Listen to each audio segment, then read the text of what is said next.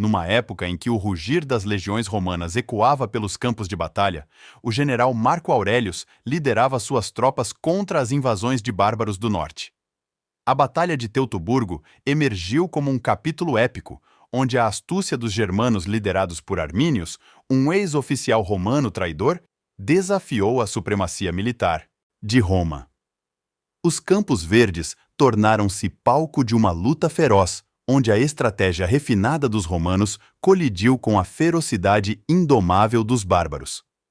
Num confronto que perdurou dias, a batalha atingiu um clímax brutal quando as legiões romanas, imersas na densa floresta, foram surpreendidas por emboscadas astutas.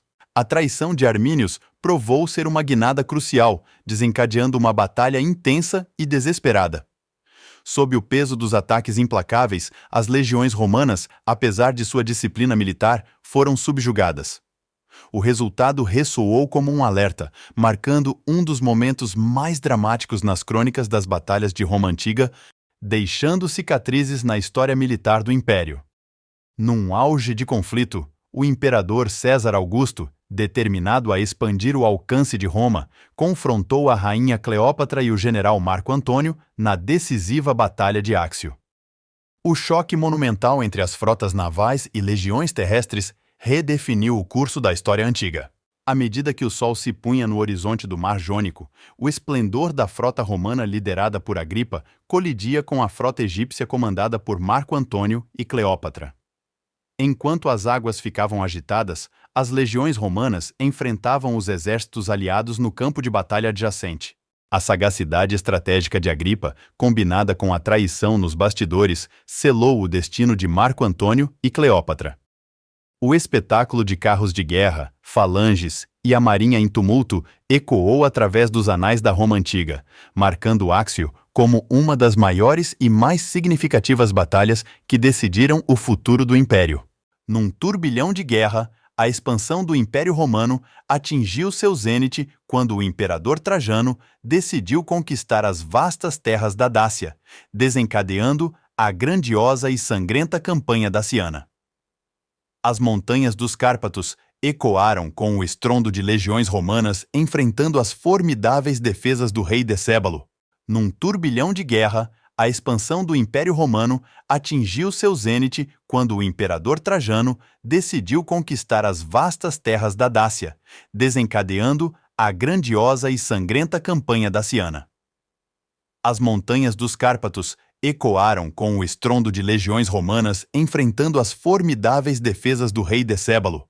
A batalha culminou numa ofensiva final, onde a tenacidade romana prevaleceu. A queda de Sarmizegetusa, a capital daciana, marcou o triunfo de Roma, mas não sem um preço alto. A campanha daciana se estendeu por anos, deixando um legado de conquista e sacrifício que ressoaria nos anais das conquistas imperiais romanas. Numa intrigante reviravolta do destino, o imperador Nero, conhecido por sua extravagância e tirania, viu seu reinado desmoronar em meio a uma conspiração audaciosa liderada pelo senador Piso. O ano era 68 d.C. e o evento ficou conhecido como a Revolta de Piso. Os corredores do poder em Roma se transformaram em um teatro de intrigas políticas, enquanto Piso angariava apoio entre os militares descontentes e os círculos aristocráticos. O imperador, envolto em sua própria megalomania, subestimou a gravidade da situação. Os corredores do poder em Roma se transformaram em um teatro de intrigas políticas, enquanto Piso angariava apoio entre os militares descontentes e os círculos aristocráticos.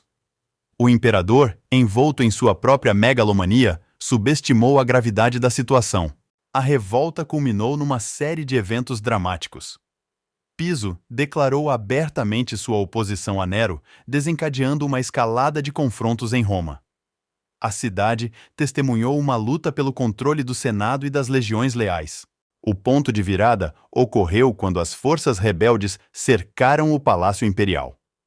Diante da iminente derrota, Nero, conhecido por suas habilidades dramáticas, escolheu um fim trágico: o suicídio. Assim, a revolta de Piso não apenas alterou o curso do poder em Roma, mas também encerrou o reinado controverso de Nero de uma maneira que, e ecoaria na história romana.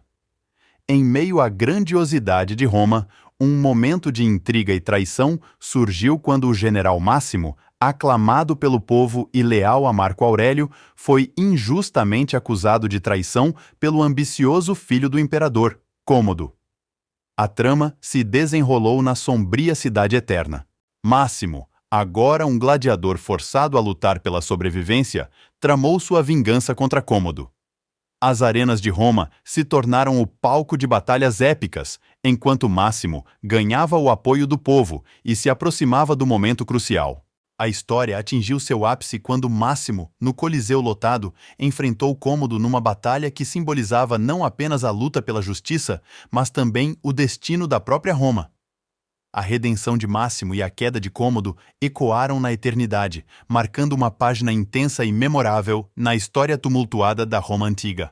Numa vasta teia de traições e alianças, a ascensão de Júlio César ao poder desencadeou uma narrativa complexa e envolvente. Ao cruzar o Rubicão em 49 a.C., César desafiou as ordens do Senado, mergulhando Roma numa guerra civil que moldaria o destino do império. A campanha contra Pompeu, seu ex-aliado, desdobrou-se como um épico militar que ecoou dos campos da Gália à sangrenta Batalha de Farsalos. O confronto entre as legiões de César e Pompeu revelou as fissuras da República e lançou as bases para o surgimento do Principado.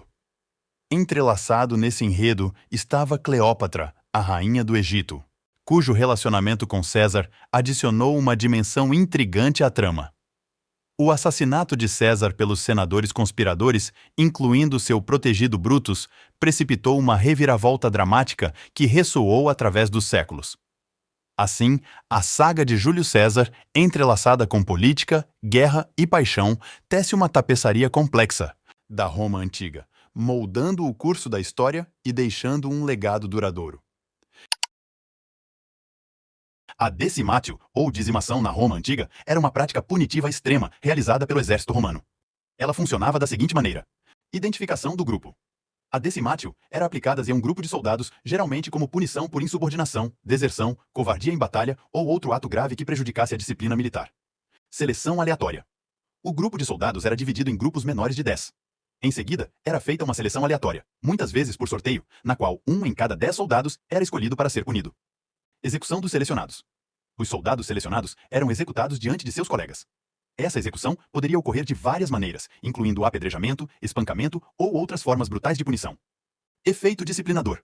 O propósito da decimatio era duplo. Primeiro, servia como um castigo extremamente severo para aqueles envolvidos, muitas vezes resultando na morte de alguns soldados. Em segundo lugar, tinha o efeito de assustar e disciplinar os outros soldados, lembrando-os das consequências graves de suas ações. Essa prática foi usada para manter a disciplina nas fileiras do exército romano e garantir a obediência às ordens. Na Batalha de Canas, em 216 a.C., Aníbal Barca, com estratégias inovadoras, derrotou as legiões romanas de forma decisiva. A tática envolvente e o uso de elefantes de guerra tornaram esse conflito um marco na Segunda Guerra Púnica, consolidando a reputação militar de Aníbal. Em Alésia, Júlio César liderou os romanos contra os rebeldes celtas. O cerco épico testou estratégias militares e engenhosidade. O desfecho moldou destinos, marcando uma página crucial na história romana e celta.